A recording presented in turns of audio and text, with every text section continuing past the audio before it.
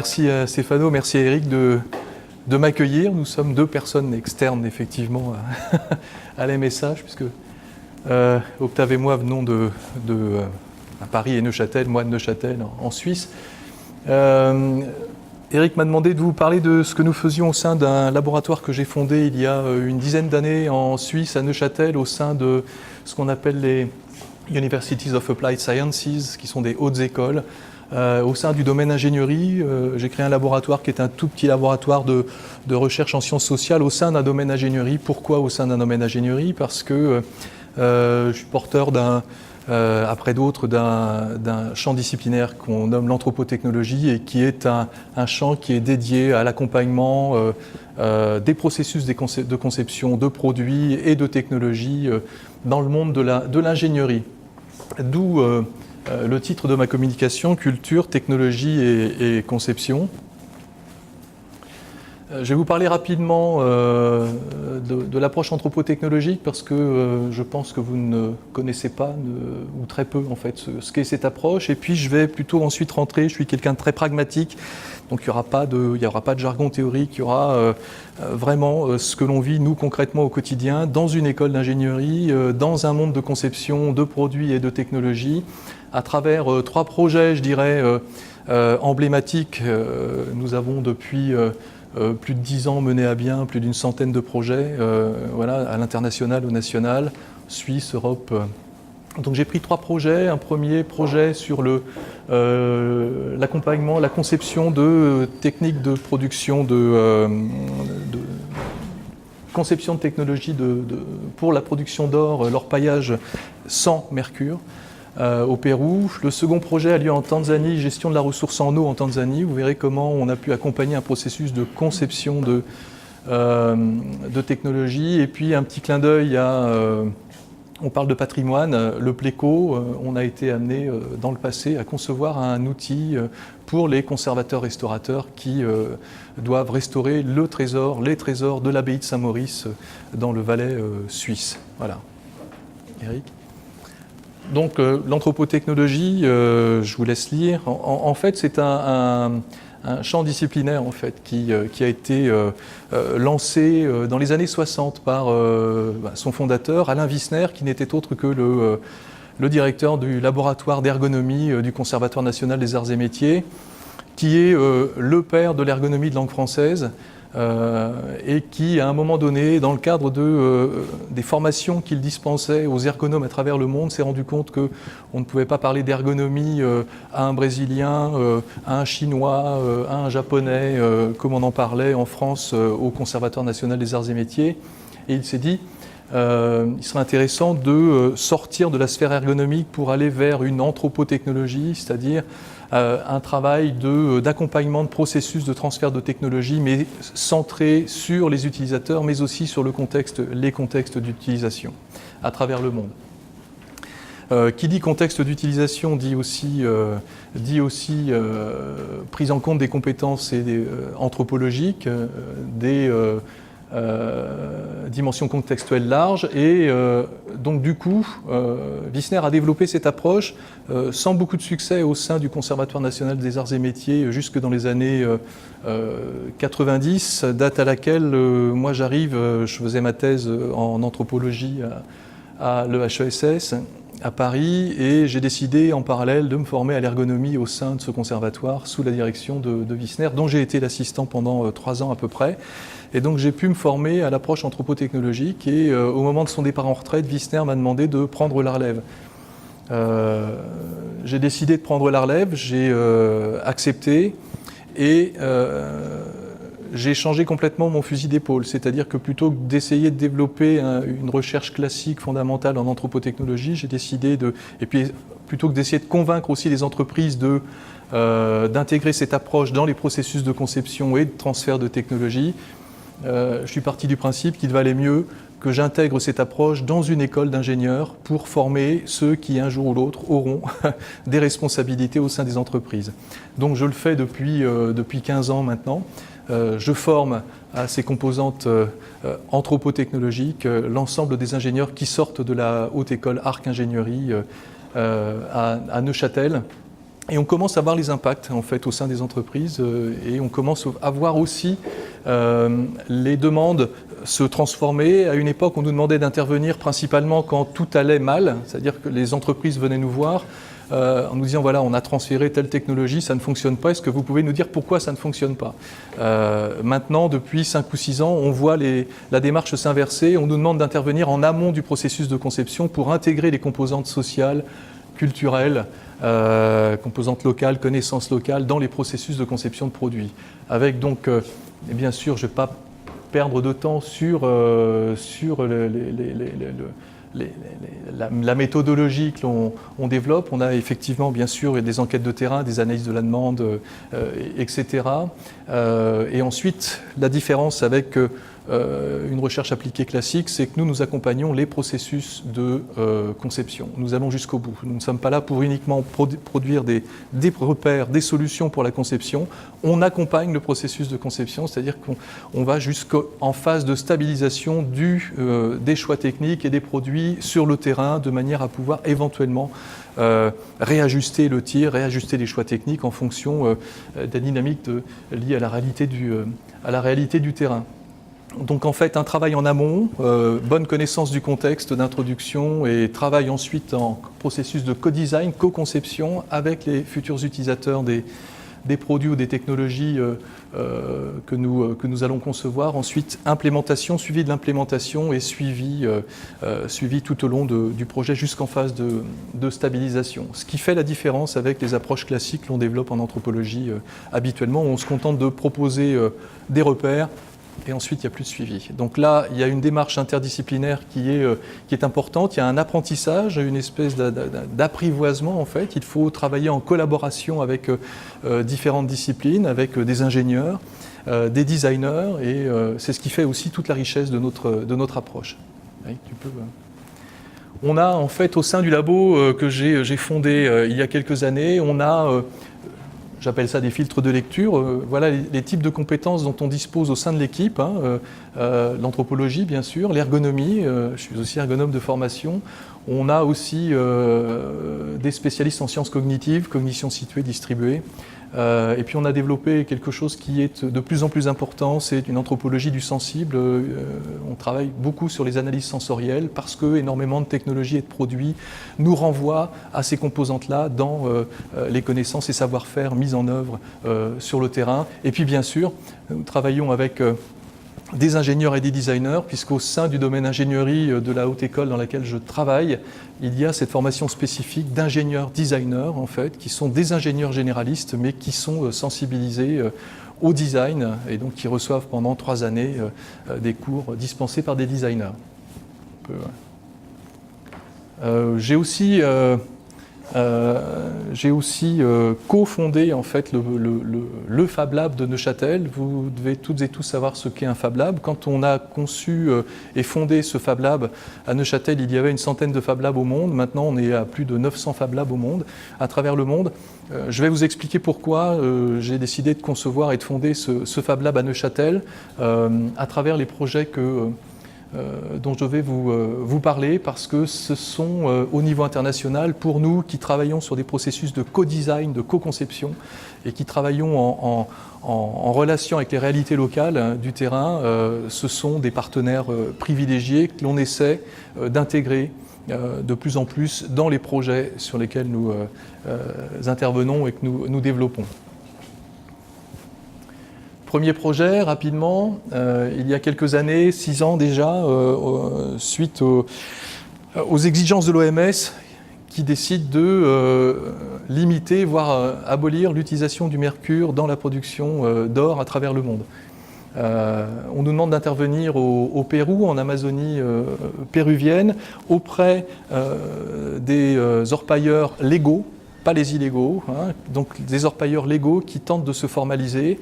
Et on nous demande de concevoir avec eux des techniques de production d'or sans avoir recours au mercure.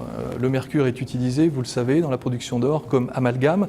Lorsque vous avez extrait l'or, les paillettes d'or des sables aurifères, pour que cet or s'amalgame, vous versez du mercure et ensuite vous récupérez les boules de mercure, vous les faites évaporer sous un chalumeau et les vapeurs de mercure, le mercure s'en va, alors dans les poumons, dans la terre, dans le ciel, dans l'eau, voilà, et vous récupérez l'or. Voilà. Et donc toute la technique consistait à annuler, abolir en fait l'usage du mercure. Donc qu'est-ce qu'on a fait très rapidement? On a commencé à travailler sur des situations de référence, c'est-à-dire voir en gros quelles sont les techniques de production d'or sans mercure qui ont été développées à travers le monde et aussi au Pérou. Et nous nous sommes rendus compte que si techniquement toutes ces solutions fonctionnaient, les ingénieurs s'étaient tous lancés dans ces techniques de production, socialement ces technologies ne rencontraient pas leurs utilisateurs. C'est-à-dire qu'on avait des carcasses de techniques, de machines dans le fin fond de la brousse ou de l'Amazonie qui ne fonctionnaient pas parce que tout simplement socialement ça ne fonctionnait pas. Les techniques avaient été conçues à l'extérieur de la zone, dans des laboratoires aux États-Unis, en Europe, etc. et implémentées telles quelles sur le terrain. Donc aucune co-conception, aucune prise en compte des savoir-faire, du patrimoine local en fait, en termes de savoir-faire liés à l'orpaillage. On a décidé de changer notre fusil d'épaule et dire voilà, de toute façon, depuis 2008, le prix de l'or a été multiplié par 2 et on voit l'orpaillage se développer à travers le monde à vitesse grand V. Et y compris sur les zones où on n'utilisait pas de mercure, le mercure est aujourd'hui utilisé parce qu'il permet de produire de l'or très rapidement. Voilà, donc on s'est dit plutôt que de lutter et d'essayer de concevoir une technologie de production d'or sans mercure, on va maintenir le mercure, mais par contre on va concevoir avec les gens une technologie qui permette de récupérer les vapeurs de mercure, c'est-à-dire de réutiliser le mercure employé à chaque fois. Voilà, tu peux... Alors, là, ça vous donne une idée des ambiances dans lesquelles on travaille. On a sur ce projet 5 ans de terrain, d'observation, de travail sur les techniques avec ces gens. Tu peux continuer, Eric. Voilà. Donc, en fait, on a travaillé sur le patrimoine existant, c'est-à-dire qu'on s'est inspiré des techniques utilisées, notamment celle-ci, ce que l'on appelle la retorta, qui est en fait un alambic. Alors l'alambic existait déjà, le problème c'est que globalement vous mettez vous avez une petite coupelle, vous mettez l'amalgame de mercure et d'or dans cette coupelle, vous fermez le tout, c'est chauffé, vous avez un brûleur dessous, et ensuite traditionnellement en fait le mercure disparaissait. On avait ce petit alambic là, mais en fait on ne récupérait que 20% en fait, du mercure. Donc il restait encore 60% de mercure qui s'envolait comme ça dans l'atmosphère. Et donc en fait on a travaillé en collaboration avec les producteurs locaux à la mise en place d'une retorta, d'un alambic qui permet de récupérer. Alors quand je dis 100%, c'est 99% des vapeurs de mercure. Mais c'est quelque chose qui a été co-conçu avec les orpailleurs artisanaux en voie de légalisation. C'est quelque chose qui est construit localement, donc aucune des pièces n'est construite en Suisse, en Europe ou ailleurs. Donc c'est construit dans les ateliers locaux.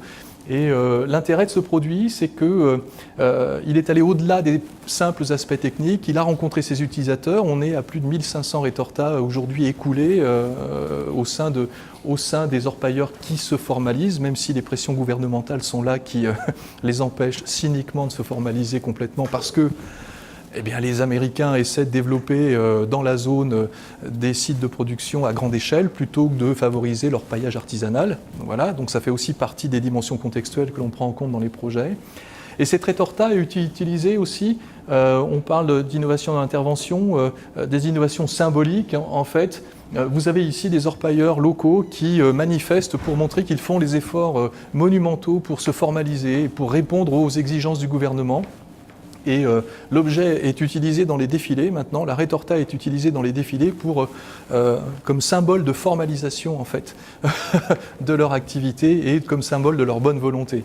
Donc ça c'est un premier point. Deuxième point, je vous ai parlé des Fab Labs tout à l'heure. On a toujours l'image de l'orpailleur qui détruit l'Amazonie et qui fait ses trous, qui s'en va. Voilà. Et en fait, on est plutôt tombé sur des gens qui avaient la volonté de réutiliser les anciennes zones d'orpaillage, donc de pouvoir en fait combler les trous pour ensuite cultiver le maïs, cultiver les tomates, etc., etc.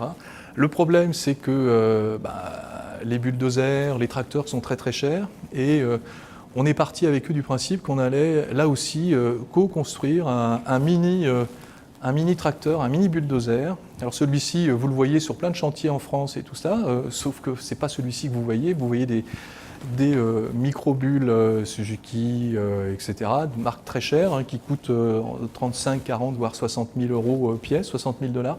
Celui-ci coûte 11 000 $. Il a été co-conçu via le site Open Source Ecology. Ce sont des plans qui sont mis en ligne et mis à disposition des personnes sur le terrain. Et donc on a au sein de mon laboratoire co-conçu ce micro-bulldozer dans un atelier d'artisans forgerons de la ville où vivent les orpailleurs. Et aujourd'hui, ce bulldozer est utilisé pour remblayer les sites d'orpaillage et réinvestir les terres pour produire, pour développer une production agricole. Voilà.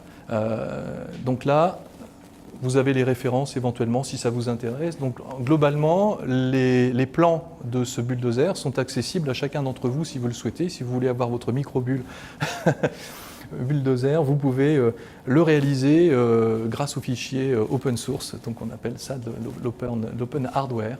Voilà, on peut aller au suivant. Autre projet qui est radicalement différent, mais lié quand même aux dimensions environnementales. La DDC, qui est en gros l'Office de coopération suisse, m'a demandé d'intervenir en amont d'un projet de conception de technologies permettant de capter des données sur le terrain pour mieux gérer la ressource en eau dans certaines communautés, principalement des communautés Maasai dans la région d'Arusha, et le long de la rivière Temi. Donc on est confronté dans ces régions à un problème, non pas qu'il n'y ait plus d'eau, il y a toujours de l'eau, mais il y a une pression démographique très très forte dans la ville d'Arusha qui fait que l'eau arrivant du Kilimandjaro passe par Arusha et est captée par cette population. Et en fait, toutes les populations Maasai qui vivent en aval en fait, de la ville n'ont plus accès à l'eau avec les implications que ça peut avoir pour elles, qu'on ne connaissait pas à l'origine du projet. C'est l'approche anthropotechnologique qui nous a permis et les enquêtes sur plusieurs années qui nous ont permis de faire remonter cela.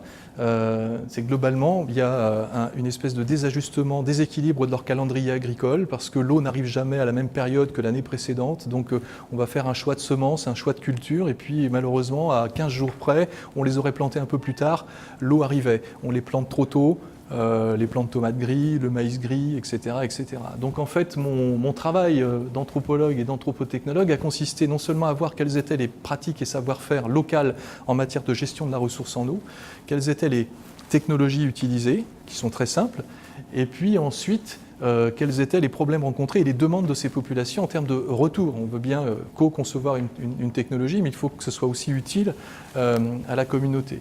Alors, ce qu'on a fait globalement, je suis parti du principe, en collaborant avec des collègues spécialistes de l'eau à travers le monde, que le meilleur outil en fait, de base pour calculer les hauteurs d'eau à travers le monde, c'est le bâton, quoi. Et les Maasai utilisent des bâtons. Donc en fait, on a des canaux d'irrigation et en fonction des hauteurs d'eau, on va allouer à telle famille, à telle ferme, tant de mètres cubes d'eau, tant d'autres. Voilà. Alors le problème, c'est que ça génère... On avait au sein de ces communautés des spécialistes qui passaient avec le bâton, qui captaient les hauteurs d'eau et qui, en fonction des hauteurs d'eau, allouaient la ressource en eau à différentes familles. Parfois, sur le papier, quand la personne relevait bien sûr les hauteurs d'eau, il y avait des hauteurs d'eau, je dirais, erronées. Voilà, on avait tendance à favoriser telle famille plutôt qu'une autre, avec mort d'homme à la clé quand même. Il faut savoir que c'est violent, les conflits autour de l'eau. Et donc la demande de ces populations était de dire, mais si on conçoit un bâton, le bâton c'est bien parce que nous on sait faire, est-ce qu'on peut concevoir un bâton, disait-il, intelligent, c'est-à-dire qui accumule en fait les données automatiquement de hauteur d'eau, de manière à ce qu'il n'y ait pas de conflit possible, quoi. C'est sur l'écran, on peut lire sur l'écran, il n'y a pas intervention de l'individu. Voilà. Donc ça, on a déjà conçu ce bâton-là, et on a aujourd'hui, avec quelques années de recul, maintenant une absence de conflit sur la zone, parce que on a réussi à numériser en fait les informations. Ensuite, ces informations, bien sûr, sont prélevées à l'aide d'un téléphone portable et envoyées à une base de données qui a été conçue par des hydrologues. Et en retour, les populations locales ne voulaient pas avoir accès à des données météorologiques. Ils s'en moquaient, ils ont de toute façon eux-mêmes leur propre savoir-faire, leurs propres compétences pour anticiper l'arrivée de la ressource en eau à quelques jours près. Ce qu'ils voulaient, eux, ce qui était important pour eux, c'était d'avoir un retour sur les cours des denrées sur les marchés locaux. Pourquoi ? Parce que ce sont des populations qui sont tellement isolées au sud d'Arusha que ce sont les commerçants qui venaient acheter leurs denrées dans les villages. Et ils faisaient les prix qu'ils voulaient. Aujourd'hui, les populations Maasai ont les cours des marchés en retour sur leur téléphone portable et peuvent dire aux commerçants « Attends, là, ce que tu veux m'acheter à tel prix, on sait qu'il est à tel prix sur tel et tel marché, donc nous, on va choisir. » Donc du coup, on voit que dans les villages, on est intervenu, où on a co-conçu la technologie et on l'a implémentée. Il y a un accroissement de richesse qui n'est pas utilisé pour acheter des drapeaux bleu, blanc, rouge ou américains placés dans les villages, mais par contre, on voit des gens qui achètent des panneaux solaires et, pour justement charger des téléphones portables, avoir accès à l'électricité, puisque l'électricité n'arrive pas jusque dans ces campagnes. Et de fait, on a aussi des données un peu plus fines sur les quantités d'eau qui sont à disposition. Donc on a petit à petit un réajustement du calendrier agricole au sein de ces populations, ce qui cadre parfaitement avec ce qu'ils souhaitaient. Tu peux passer à la suivante, Eric. Alors on utilise, vous verrez la technologie après, on utilise aussi pour échanger avec nos collègues quand on est sur le terrain, on teste quelques outils. Là, on va sortir un ouvrage de méthodologie utilisée, développée en fonction des différentes réalités de terrain d'ici quelques temps, courant 2018. Là, on a testé une base de données dont on rentrait quasiment tous les soirs sur le terrain. Les ethnologues présents sur le terrain qui avaient une connexion Wi-Fi pouvaient rentrer des données. On synthétisait ces données-là, on envoyait ça aux ingénieurs et ça nous permettait, nous, en Suisse, de commencer à réfléchir sur l'existant. C'est une base de données qui a pas mal fonctionné. Voilà, on y avait accès. Les membres du projet ingénieurs avaient accès à ce travail, à ces informations. Et on a pu comme ça co-concevoir en fonction du terrain, mais aussi avec les ingénieurs, les designers. On a pu s'orienter vers des choix méthodologiques. Alors bien sûr, ces bases de données maintenant sont affinées en fonction des projets sur lesquels on intervient. Tu peux aller... Typiquement, voilà le résultat, ça paraît tout bête. Mes collègues ingénieurs suisses, les ingénieurs ont beaucoup de mal, en France je ne sais pas, mais en Suisse on a beaucoup de mal à leur demander des choses simples, des techniques simples. Alors les premiers bâtons valaient 700 francs suisses pièce, avec un petit écran numérique, voilà, c'était irréalisable sur place. Et puis notre rôle, nous, anthropologues, c'était de dire non, on va faire ça en fonction de ce qu'on a localement. Voilà. Et donc j'aurais dit, mais écoutez, ce serait bien d'avoir quelque chose. Les tubes en plastique, là ça existe, hein, sont des gaines pour l'électricité, ça aussi sont des petits boîtiers. On met simplement des puces, les puces à l'intérieur, et puis avec le Near Field Communication, NFC, voilà, ça se connecte au téléphone, et on a les données maintenant sur le téléphone. Ça coûte 7 francs suisses maintenant, le bâton. Et vous allez voir, l'histoire de ce bâton est très intéressante en termes de scaling, de scale-up en fait des technologies. L'intérêt de ce bâton, c'est qu'il est entièrement réalisable sur place et dans les pays dans lesquels il est aujourd'hui implémenté. En parallèle, vous voyez cette station météorologique.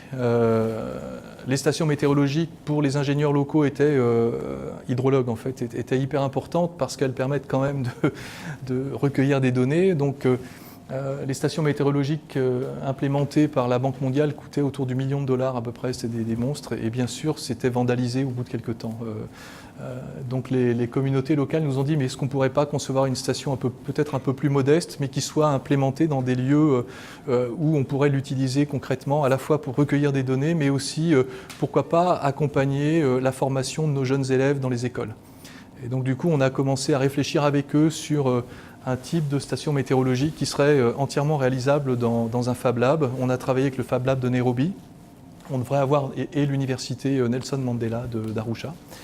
Et on est arrivé à cette petite station météorologique qui coûte moins de $100, qui est implémentée dans les écoles et qui est intégrée au processus de formation des jeunes quand ils font des travaux de physique, de chimie, de mathématiques, voilà. Et elle recueille aussi des données, et donc qui sont alimentées, qui alimentent la base de données. Voilà. L'intérêt de cette station, c'est qu'elle est entièrement réalisable dans un Fab Lab. Si on a un problème de maintenance, on appelle le Fab Lab de Nairobi ou celui qui se développera en Tanzanie d'ici peu, et on peut avoir la pièce très facilement parce que les plans sont en open source. Voilà.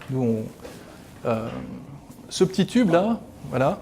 Ouais, ce petit tube, vous voyez là, la contrainte pour nous, c'était de penser au scale-up, la DDC, hein, la coopération suisse nous avait dit, la technologie, elle ne doit pas uniquement s'adapter à une localité, il faut être en mesure de pouvoir la transférer, donc penser au scale-up au moment de la conception. Et aujourd'hui, cette technologie, comme le bâton est vraiment la technologie la plus partagée dans le monde, vous la retrouvez en Tunisie, vous la retrouvez au Rwanda, en Ouganda, en Tanzanie bien sûr, au Kenya voisin. Elle est utilisée maintenant en Asie centrale, au Kyrgyzstan.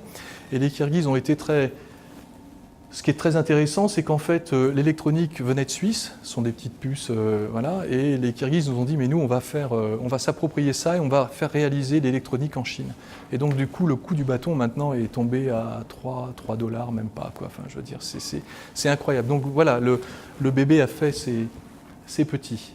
Et le dernier, ben voilà, bon, voilà un Maasai, voilà, devant ce qui reste d'eau, tu peux continuer. Oui. Dernier, c'est un petit clin d'œil pour Octave, puisqu'on parle de patrimoine. Voilà, on nous a demandé aussi, on n'a pas que des terrains à l'étranger, on a aussi des terrains d'appui et d'aide à la conception de produits sur des situations bien suisses ou locales, régionales. Les conservateurs-restaurateurs sont confrontés bien sûr à la restauration de certaines pièces qui sont délicates à restaurer. Et à l'abbaye de Saint-Maurice, vous avez un trésor qui a 1500 ans à peu près et qui est constitué de pièces comme ça, de têtes qui sont en bois, qui sont recouvertes qui ont une âme en bois et qui sont recouvertes de plaques d'argent, d'or, etc. On ne peut pas plonger ces pièces-là dans des bains électrolytiques pour les nettoyer. Donc il faut apporter l'électrolyse à la surface de l'objet. Et pour apporter l'électrolyse, dans le temps, c'était pas possible. On apportait des produits et puis ça abîmait, quoi. Voilà. Et on nous a demandé, le challenge était de concevoir un produit qui permette d'apporter l'électrolyse pour le nettoyage des pièces de l'abbaye de Saint-Maurice. C'est ce qu'on a fait. Et mine de rien, l'objet que vous voyez là, en fait, est utilisé maintenant. Il est entièrement réalisable. Il a été entièrement réalisé dans le Fab Lab de Neuchâtel, que l'on a fondé. Il y a une pièce qui nous a été fournie par Carandache, qui est le porte-mine. Mais c'est donné, quoi. Voilà. Autrement, tout cet objet, y compris les pompes, Pléco, donc objet nettoyeur plus pompe, tout est entièrement, y compris les membranes des pompes, tout est entièrement réalisé dans le Fab Lab et tout est en open source. On a commencé à travailler avec 2 restaurateurs conservateurs, ceux de l'abbaye de Saint-Maurice, et aujourd'hui, on croule sous les demandes. J'aime pas faire de pub, mais là, on croule vraiment sur les demandes des conservateurs-restaurateurs qui, en Europe, veulent avoir accès à ce produit au point qu'on est obligé de monter des workshops à Neuchâtel pour leur montrer comment l'assembler véritablement et l'utiliser, quoi. Voilà. Et c'est quelque chose qui coûte une centaine de francs suisses. Les pompes les 2 pompes, il y a une pompe d'arrivée et de retour. Les 2 pompes valaient autour de 2000 francs suisses. Maintenant, les 2 pompes sont autour de 200 francs suisses une fois qu'elles sortent du Fab Lab. Et donc, il y a voilà un petit clin d'œil à Octave pour cette question d'objets patrimoniaux. Donc, ça vous donne en gros une palette. Hein, l'usage du Fab Lab est intéressant pour nous parce que non seulement il nous permet de donner accès aux produits, aux technologies que l'on conçoit, et puis il nous permet de penser différemment la maintenance et le rapport au terrain. Alors en tant qu'anthropologue des techniques, c'est hyper important ça aussi pour nous. C'est-à-dire que moi je me suis toujours battu pour dire que les meilleurs concepteurs étaient ceux avec lesquels on travaillait sur le terrain. Ce sont ceux qui au quotidien vivent les choses, ont développé des savoirs. Et là on peut monter d'un cran, on peut intégrer tout cela véritablement à une organisation, des laboratoires locaux qui sont en train de se monter à travers le monde, puisque n'oubliez pas, aujourd'hui nous sommes à plus de 900 Fab Labs dans le monde entier. Et ce sont des gens qui échangent entre eux. Voilà. Après, je pense que c'est tout. On a des livres, un qui va sortir, coécrit avec trois collègues sur technicité versus scientificité, approche anthropologique d'une tension négligée, ça peut être intéressant pour vous. Ça sort chez East Edition, ça sera traduit aussi en anglais. Il y en a d'autres aussi, Eric, après. Voilà, celui-ci qui vient de sortir sur l'anthropotechnologie, culture et conception, sorti chez East aussi. Oui, c'est celui-ci, voilà, mais pardon, celui-ci. On est contraint par le format de l'éditeur, ce sont des très petits bouquins. Voilà, mais vous avez globalement une histoire de l'anthropotechnologie très rapidement avec 5 exemples très très concrets de projets. Voilà. Et puis celui-ci, on travaille aussi au sein du labo sur les écritures scientifiques ou les nouvelles formes d'écriture scientifique, et donc l'usage de la photo notamment, et puis quelqu'un parlait de théâtre tout à l'heure. Moi je travaille beaucoup sur les questions de mise en scène des connaissances scientifiques au théâtre. Voilà, je travaille avec Macha Makeyev notamment, et on a joué au Quai Branly il y a très peu de temps pour parler de ces terrains assez magnifiques et exceptionnels. La peau de l'or, c'est ça ? Et ça, c'est La peau de l'or. C'est un ouvrage qui a été coécrit, c'est un ouvrage d'ethnophotographie qui donne à voir en fait la réalité de l'orpaillage artisanal dans une communauté d'Indiens à Maracairy. Et bien sûr, les bénéfices de l'ouvrage sont directement versés à la communauté de Boca en Amazonie péruvienne. Voilà. Merci bien. Bravo Philippe. Il nous Merci reste Stéphano. une quinzaine de minutes. J'avais une question, merci beaucoup, c'est particulièrement intéressant. J'avais une question par rapport à l'organisation de votre laboratoire au sein de votre institution et les relations en fait, avec les autres équipes de recherche. Enfin, quel partenariat de recherche? Comment est-ce que vous fonctionnez sur ces thématiques qui sont très interdisciplinaires avec cet angle? Alors la Suisse a ce site particulier qu'elle a un réseau de hautes écoles répartis sur l'ensemble du territoire. Et dans chacune des hautes écoles, vous avez des compétences différentes. À Neuchâtel, on a différents domaines, ingénierie, conservation, restauration, justement, gestion, santé, mais on a d'autres domaines dans d'autres cantons suisses. Et donc on est entièrement libre de travailler avec les équipes qui nous semblent les mieux à même d'appuyer ou d'apporter des compétences sur les projets que l'on nous propose. Voilà. Après, dire que les choses se passent toujours bien, c'est clair que le jour où mes collègues ingénieurs notamment ont vu qu'on implémentait un laboratoire d'humanité, en gros, dans ce domaine, je m'entendais dire, mais l'anthropologie c'est du sens commun, l'ergonomie c'est du sens commun, on en fait tous de l'anthropologie, on fait tous de l'ergonomie. Et donc il a fallu véritablement, je dirais pas se battre, mais se lancer dans des débats pour que véritablement les gens comprennent l'apport que nous pouvions avoir, nous, en tant qu'anthropotechnologues sur les processus de conception. Et il n'y a rien de mieux qu'un bon projet, qu'une réalité du terrain, pour que les gens commencent à comprendre ce qu'on était en mesure d'apporter. Et sur ces 3 projets-là dont je vous ai parlé, on a véritablement, je pense, convaincu nos collègues, parce que ce sont des projets qui sont ce qu'on appelle des one-shots, c'est-à-dire qu'on n'a pas été obligé de balancer la technologie et de revenir sur autre chose. C'est-à-dire que ça a fonctionné et ça fonctionne bien.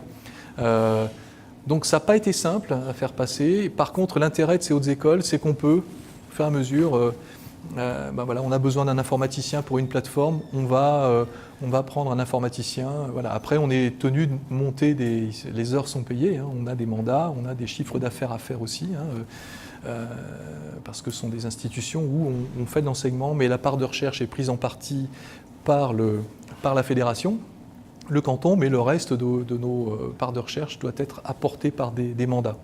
Voilà. Pour vous donner un ordre d'idée, le labo que j'ai fondé devait, en fonction du nombre de personnes, on devait rapporter autour d'1,5 million de francs suisses par an pour pouvoir tenir et financer nos projets de recherche. Voilà. Merci. Alors il y avait Alain et puis Alain Michel. Ouais. Oui. Dans le même ordre d'idée, j'ai croisé au congrès de la Société française d'histoire et des techniques un chargé de cours chez vous, Christian de Grigny. Oui, Christian, c'est avec lui qu'on a conçu le Pléco, notamment. Ouais. Ouais. C'est avec son équipe. Sur l'aluminium, apparemment. Alors lui, il est très très spécialisé, mais c'est lui qui a apporté ce projet Pléco, relayé. Il travaillait déjà avec l'abbaye de Saint-Maurice, et c'est Christian qui a apporté ce projet, qui nous a demandé. Eux ne savaient pas faire, et donc on a travaillé avec lui et d'autres gens qui sont la conservation-restauration. Il y a des gens qui sont éminemment pointus sur des aspects, mais vraiment, l'électrolyse par exemple, on avait 6 ou 7 spécialistes autour de nous avec lesquels il a fallu faire des tests, co-construire. On a visité énormément de laboratoires de restauration indépendants, institutionnels, etc., pour parvenir au Pléco. Mais Christian, oui, est l'un des membres du projet. Parce que ça me paraissait intéressant par rapport au projet Sacré Réalité, enfin, on a le droit d'être têtu, donc je pense que c'est un excellent projet. Donc, On connaît bien par ailleurs Christian, effectivement. Oui. On voit, c'est en parallèle des projets d'APEM. d'accord. Parce qu'en fait, Philippe ne sera pas là. Mais on peut échanger, bien sûr. Bien sûr. Oui. Bon, j'essaie de poser une question sur l'empilage. L'orpaillage, oui. J'ai visité un peu là, dans un contexte de contestation Oui. pour cette dégradation et la fuite de l'eau. C'est une fuite vers la France. Donc c'est très joli comme les politiques, mais il y a beaucoup d'éléments que vous avez mis en évidence que je trouve adorables, parce qu'on a des clandestins et des ex-clandestins qui, dans un contexte culturel et institutionnel très précaire, très ambigu, très complexe, que vous connaissez bien, ils essaient de créer avec une innovation, une espèce d'économie circulaire pour le recyclage de mercure, avec un ensemble de motivations qui peuvent être finalement assez compliquées. Oui. Donc, si on prend ça comme un microcosme, on a l'économie circulaire comme préoccupation pragmatique, on a l'économie politique, on a le patrimoine mondial qui est la Amazonie, c'est la nature qui est le patrimoine, qui est l'objet de contestation au niveau politique gouvernance avec l'armée française qui essaie d'être de l'ordre là-dedans. Donc, je dis tout simplement que l'approche que vous avez su développer, qui donne un accès un peu de l'intérieur, il me semble que c'est très précieux si on veut finir avec une vision de cette économie politique assez vaste. Oui. Donc je veux juste dire merci pour la fenêtre, mais aussi le fait que ce travail de l'intérieur qui peut être critiqué juste comme vous avez dit en deuxième degré, mais c'est l'évidence. Alors je peux dire que si j'essaie d'enseigner mes étudiants de Bac plus 5 sur les choses élémentaires de transformation de la matière et de recyclage, ils n'ont pas la moindre idée. Qui veut dire que la connaissance de transformation de la matière qui est portée par les clandestins en train de se régulariser ou pas, ça m'est égal. Ça, c'est un type de connaissance réelle qui n'est pas à négliger, juste comme votre anthropologie n'est pas à négliger. Donc, je veux tout simplement exprimer mon entrée dans ce cas et la possibilité même de faire un complément qui peut vraiment bénéficier. Ah oui. Le projet continue, c'est la caractéristique de nos interventions, c'est-à-dire qu'on a un cadre financier temporel par programme, mais en fait les populations continuent à travailler avec nous. Moi le projet Maasai s'est arrêté il y a 2 ans et je vais régulièrement. Il y a une population autonomisation. Voilà, oui. Et sans intervention de notre part, Eric connaît bien le projet Saliculture, qui est un projet que j'ai développé en Guinée d'innovation.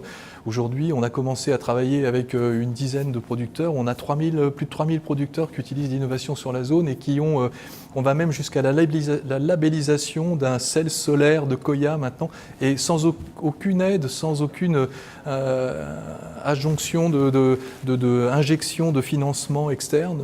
Les gens se débrouillent entre eux, quoi. Voilà. Et c'est ça qui est intéressant dans cette approche. C'est-à-dire que, par contre, les projets sont difficiles, sont délicats, parce que notamment dans des zones comme les zones d'orpaillage artisanal au Pérou, sont des zones de non-droit quand même, dans certains cas, c'est toujours très délicat. Et puis on a une quantité d'ONG, d'institutions, entre les ONG environnementalistes, les ONG américaines, les ONG françaises, les Suisses qui veulent de leur propre, parce que la Suisse est quand même le principal acheteur d'or de la planète.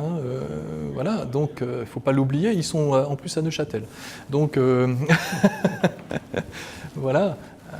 Donc il faut faire avec tout ça. La prise en compte des dimensions contextuelles est primordiale si on veut avancer sur un choix technique. Il y a à la fois cette contrainte contextuelle et cette micro-contrainte. Sur l'orpaillage, l'aspect sensoriel, par exemple, était... Ma collègue Carole Baudin, avec qui on a coécrit ce petit bouquin, elle est spécialiste d'anthropologie du sensoriel. Je peux vous dire que si on ne prend pas en compte le rapport que en l'occurrence c'était les communautés d'Indiens à Maracairy,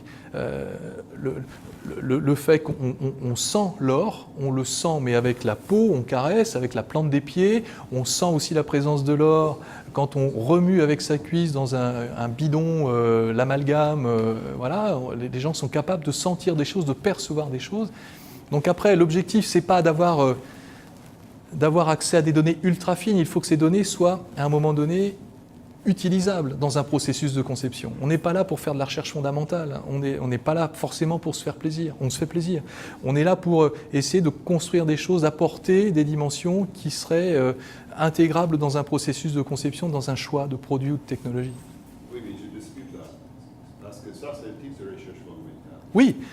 Par contre, dans mon domaine, en anthropologie, il ne faut pas oublier quand même qu'on vient de loin en anthropologie appliquée. Dans les années 80, on était qualifié d'anthropologue aux mains sales quand même, parce qu'on mettait justement les mains dans le cambouis. Moi, je pense avoir été une des premières thèses d'anthropologie appliquée défendues, et Eric, c'est grâce à qui au sein de la haute école, de HESS, mais c'était pas évident à faire passer. C'est pas évident à faire passer. Alors maintenant, c'est différent, mais... c'est selon moi ce qui a tué notamment un laboratoire comme Technique et Culture du CNRS, c'est-à-dire qu'ils n'ont pas été en mesure, je pense, de montrer la plus-value de leur approche en fait sur les techniques dans un univers social qui attendait d'eux, que ce soit le monde de l'entreprise ou autre, un retour en fait sur investissement, je dirais. Voilà. Est-ce qu'il y a une dernière question? Oui. J'ai remarqué que vous aviez beaucoup insisté sur le côté open source, partager ce que vous aviez réalisé. Et actuellement, il y a un mouvement au niveau de l'ONPI qui est pour protéger les savoirs traditionnels. Et je trouvais que c'était assez paradoxal parce que vous partez de savoirs traditionnels qui éventuellement, un jour, si les négociations aboutissent, seront protégés plus ou moins par la propriété intellectuelle, alors que vous êtes plutôt dans une démarche ouverte. Et je me demandais si justement cette question de la protection des savoirs traditionnels, si elle se pose sur le terrain, si vous avez pensé que ça a été peut-être paradoxal avec toute la démarche open source.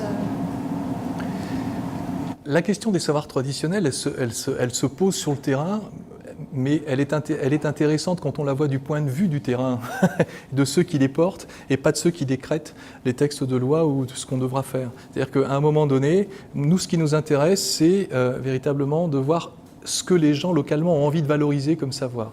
Ensuite, ce ne sont pas ces savoirs-là qui sont intégrés dans les produits que l'on conçoit dans les Fab Labs. Attention, on part de ces savoir-faire, mais il est évident que les savoir-faire en matière de gestion de la ressource en eau développés par les Maasai Si je vous dis que derrière la station météo ou derrière le petit bâton, il y a des connaissances environnementales locales, hein, les LEC, qui nous disent, ben voilà, l'eau va arriver dans 15 jours, donc il y a le doudou-misi qui est un oiseau qui chante, il y a la lune qui fait sa boma, qui a un anneau, et puis il y a le pangolin qui nous a dit, quand on l'a mis dans le truc à bétail, qu'on allait avoir énormément de culture, donc l'eau va arriver. C'est clair que ça... on l'a utilisé, mais ils ne sont pas livrés en pâture, ces savoirs, sur les sites open source autour des produits que l'on conçoit. Il y a une différence. Il y a l'intégration des savoirs dans un processus de conception de produit et la mise sur le marché de ces compétences-là. On ne met pas ça en ligne sur les... Tout cela est intégré dans des produits. J'ai tout à fait compris, mais après, ce qu'ils essayent de protéger, c'est l'accès au savoir traditionnel. Ils voudraient avoir un consentement préalable en connaissance de cause et avoir une rétribution. On a ça dans la Convention sur la diversité biologique, oui. Et c'est actuellement ce dont on parle à l'OMPI. Donc en fait, on peut voir qu'il y a quand même deux mouvements qui sont quand même très opposés, avec le mouvement open source où il y a une idée de partage, et il y a cet autre mouvement qui va dans l'autre sens. Mais j'ai bien compris que le bâton que vous aviez conçu n'est pas un savoir traditionnel qui a été repackagé. Ça j'ai complètement compris. Mais c'était juste ce point-là qui m'intéressait de savoir. Il y a un moment, il y a deux mouvements contraires. Ouais. Et est-ce que ça avait posé des questions lors de vos travaux? Moi, je ne me suis jamais posé ces questions-là dans la mesure où les dimensions éthiques, elles sont présentes tout au long de nos processus d'intervention, bien sûr. Il y a des projets que l'on refuse, ça c'est clair. Par contre, si on m'avait dit ce serait bien de collecter l'ensemble des savoir-faire Maasai en matière de gestion de la ressource en eau, d'ailleurs ce serait impossible, mais et puis de les mettre sur le net, et puis allons-y, ça sera utile pour des compagnies pharmaceutiques, ce genre de choses, pourquoi pas, ça aurait été non. On m'a fait des propositions en Guinée, à une époque, on s'est retiré, on a envoyé une fin de non-recevoir. Ça c'est clair. Après, nous, dans la mesure où ce sont ces communautés et les gens qui nous demandent d'intervenir, c'est que ce sont eux qui décident des choix. C'est-à-dire qu'il n'y a pas une de nos données de terrain qui n'ait pas été confrontée et retravaillée et présentée aux gens avec lesquels on travaille. C'est-à-dire, voilà. Il y a une démarche, alors pas participative, mais de co-construction. Parce que dans la démarche participative, il y a le fait d'identifier des individus et d'arriver à quelque chose qui est déjà pré-mâché, et on va les faire travailler en fonction de leur représentation sociale sur tel et tel aspect. Nous, c'est pas ça. On co-construit véritablement sur le terrain. Donc en fait, les données qui émergent sont des données qui sont portées par les populations locales. Je suis désolé, mais on a déjà un acte de recherche pour la message. Oui, c'est intéressant. Je vous remercie Philippe. Merci à vous. Merci à vous.